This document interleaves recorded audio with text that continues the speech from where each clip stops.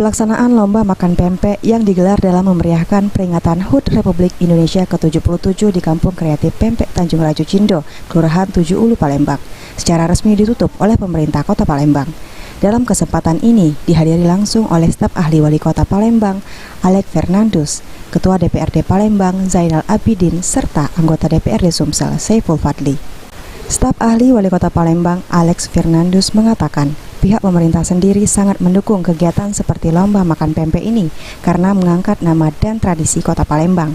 Diharapkan kegiatan seperti ini dapat digelar rutin dalam berbagai momen di tahun-tahun selanjutnya.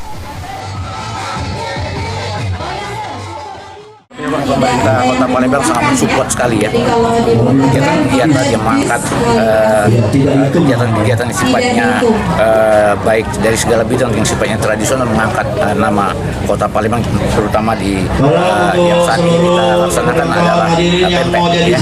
Dan tentunya kita berharap kegiatan ini tidak hanya pada hari ini tapi juga dapat berlangsung pada momen tertentu di tahun-tahun yang datang. Sementara itu, Ketua DPRD Palembang Zainal Abidin sangat mengapresiasi kegiatan ini karena secara tidak langsung memperkenalkan kuliner khas Palembang, terkhusus pempek Tanggorajo. Kedepan pempek akan dijadikan menu wajib di DPRD Palembang. Kembangannya dengan begini masyarakat bisa mencicipi rasa pempek itu, dan juga kami sendiri sudah mencicipi pempek ini sebagai wakil rakyat di DPRD Kota Palembang, dan kami menginspirasi kami untuk menjadi makanan khas di DPRD Kota Palembang. Anggota DPRD Sumsel Saiful Fadli menyampaikan kegiatan ini mengangkat kearifan lokal Palembang dan diharapkan dapat mempatenkan nama pempek Palembang sebagai kuliner khas Palembang.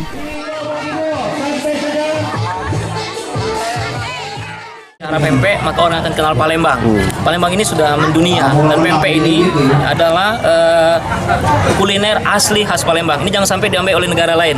Maka ini harus didaftarkan, dan ini adalah warisan budaya. Nah, ini acara hari ini adalah mengangkat kearifan lokal. Jadi kita berharap tidak ada negara lain yang mengklaim bahwa pempek asal dari mereka. Sandi Pratama,